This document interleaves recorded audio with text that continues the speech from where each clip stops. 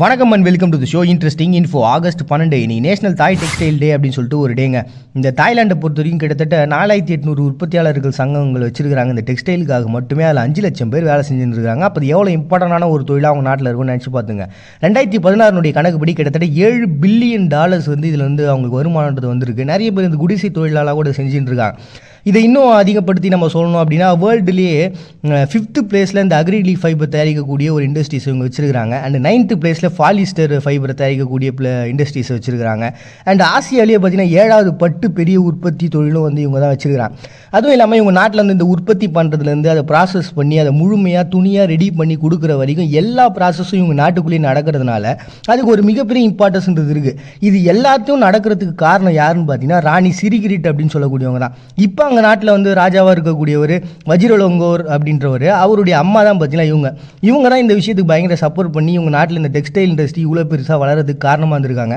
அதனால தான் அவங்களுடைய பர்த்டேவை இன்றைக்கி நேஷனல் தாய் டெக்ஸ்டைல் டே அப்படின்னு சொல்லிட்டு ஒரு டேவை வந்து செலிப்ரேட் பண்ணுறாங்க ஆகஸ்ட் 12. நெக்ஸ்ட் NGO டே அப்படின்னு சொல்லிட்டு ஈரானில் ஒரு டே வந்து செலிப்ரேட் பண்ணுறாங்க. இதுக்கு பயங்கர இம்பார்ட்டண்டான ரீசன் இருக்குது. ஏன்னா இவங்க நாட்டை பொறுத்த வரைக்கும் கிட்டத்தட்ட 15000 NGOs இருக்குது. அதில் ரிஜிஸ்டர் பண்ணது மட்டுமே 3000. அது வந்து யூத்துக்காக இருக்கிறாங்க. அண்ட் 600 பார்த்தீங்கன்னா என்விரான்மெண்டல் பற்றி பேசுகிறவங்களா இருக்கிறாங்க. அண்ட் 500 வந்து உமன்ஸுக்காக இருக்கிறாங்க. 60 வந்து ஹியூமன் ரைட்ஸை பற்றி பேசக்கூடிய NGOஸாக இருக்கிறாங்க. இப்படி அவங்க நாட்டில் ரொம்ப இம்பார்ட்டண்டான ஒன்றா இந்த NGOக்கள் இருக்குது. இவங்க நாட்டை பொறுத்த வரைக்கும் பார்த்தீங்கன்னா பயங்கர வளர்ச்சியான ஒரு நாடு தான் ஈரான். ஏன்னா அவங்க நாட்டில் வேலையின்மை அப்படின்றது வெறும் 9% தான். அப்போ எவ்வளோ இம்பார்ட்டன்ஸு எவ்வளோ பெரிய ஒரு வளர்ச்சின்றது அவங்க நாட்டில் இருக்கும் பார்த்துங்க. அதனால தான் பார்த்தீங்கன்னா இப்போ மீதி இருக்கக்கூடிய இந்த சில விஷயங்கள்லாம் ஓவர் கம் பண்ணிட்டால் முழுமையான ஒரு நாடாக மாறிடுவோம். அதே மதம், கலாச்சாரம், ஹெல்த் கேர், எஜுகேஷன் இது எல்லாத்தையும் எல்லா இடத்துலையும் கொண்டு போய் சேர்க்கணும், அதை 100% மாற்றணும் அப்படின்ற ஒரு எண்ணத்தில் தான் பார்த்தீங்கன்னா இவ்வளோ NGOஸும் செயல்பட்டு இருக்காங்க.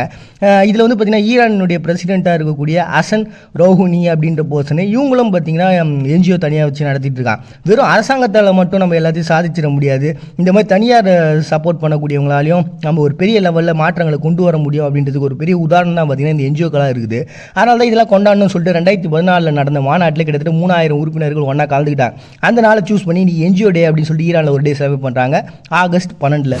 நெக்ஸ்ட் இன்டர்நேஷனல் யூத் டே அப்படின்னு சொல்லிட்டு ஒரு டேங்க. இது வந்து ஐக்கிய நாடுகள் சபையில் 1999 உருவாக்கப்பட்டது தான். இந்த வேலையின்மை, அப்புறம் இந்த போதைப் பொருள் அடிமையாகிறது, ஒரு இளைஞர்கள் ஃபேஸ் பண்ணக்கூடிய எல்லா பிரச்சனையும் ஓவர் கம் பண்ணுறதுக்கான வழி என்ன அப்படின்றத பற்றி பேசக்கூடிய ஒரு நாளாக தான் பார்த்தீங்கன்னா இதை வச்சிருக்காங்க. ஏன்னா உலகம் முழுக்க பார்த்தீங்கன்னா 1.2 பில்லியன் மக்கள் இந்த இளைஞர்களாக இருக்கிறாங்க. அதுலேயும் இந்த 15லேருந்து 24 வயசுக்கு இடைப்பட்டவங்க மட்டுமே குளோபலினுடைய அந்த மக்கள் தொகையில் 16% இருக்கிறாங்க. வேலை இல்லாமல் இருக்கவங்க மட்டுமே 14% இருக்கிறாங்க. அப்போ இவ்வளோ மக்களுக்கு இவ்வளோ விஷயங்கள் நம்ம பண்ணி ஆகணும், மாற்றங்களை கொண்டு வந்தாகணும்.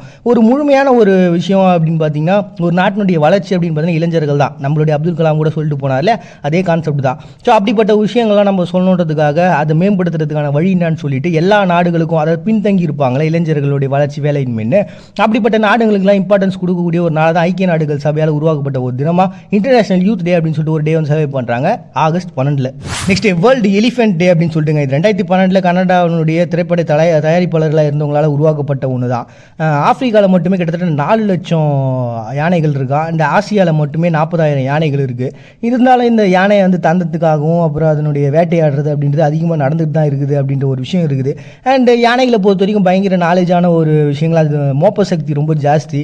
அதே மாதிரி நினைவாற்றலும் அதிகமாக இருக்கும். இப்போ ஒருத்தரை பார்த்துட்டாங்க, யாராவது ஹெல்ப் பண்ணிட்டாங்க அப்படின்னா எத்தனை வருஷங்கள் கழிச்சு வந்து அவங்கள பார்த்தாலுமே அந்த நினைவோட இருக்கக்கூடிய ரொம்ப அற்புதமான ஒரு விலங்கினம். இந்த உலகத்திலே பார்த்தீங்கன்னா ரொம்ப பெரிய விலங்கினமாகவும் இது பார்க்கப்படுது. அண்ட் இது எப்போ மனுஷனுடைய வாழ்க்கையில் வந்துச்சு அப்படின்னு பார்த்தீங்கன்னா கிட்டத்தட்ட 4000 வருஷத்துக்கு முன்னாடி சிந்து சமவெளியினுடைய காலகட்டத்திலே இவங்க வந்து வேலையாட்களாக இந்த யானைகளை யூஸ் பண்ணியிருக்காங்க அப்படின்னு சொல்லிட்டு வரலாற்று குறிப்புகளாகுது. அதுக்கான கல்வெட்டுகள்லாம் கூட இருக்குது.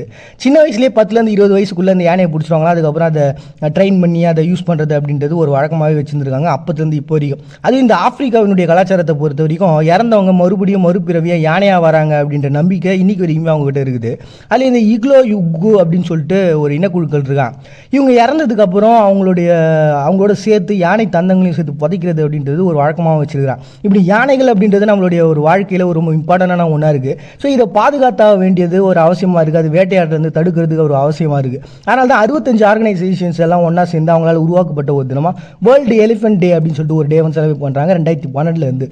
நல்லா யோசிச்சு பாருங்களேன். இந்த உலகத்தில் வாழ அத்தியாவசியமான தேவை வயிற்று பசியும் உடல் பசியும் தீந்தா போதும். ஆனால் மற்ற எல்லாத்தையும் தேவைகள்னு நம்ம தேவையில்லாமல் உருவாக்கிட்ட தேவைகள் தானே தவிர உண்மையான தேவைகள் இல்லைங்கிறது தான் உண்மை. மறுபடியும் நாளைக்கு வந்து சந்திக்கிறது உங்களுடைய நான் உங்கள் பாண்டிய நீங்கள் பார்த்துட்டு இருக்கீங்க. இந்த நிகழ்ச்சி இன்ட்ரெஸ்டிங் இன்ஃபோ.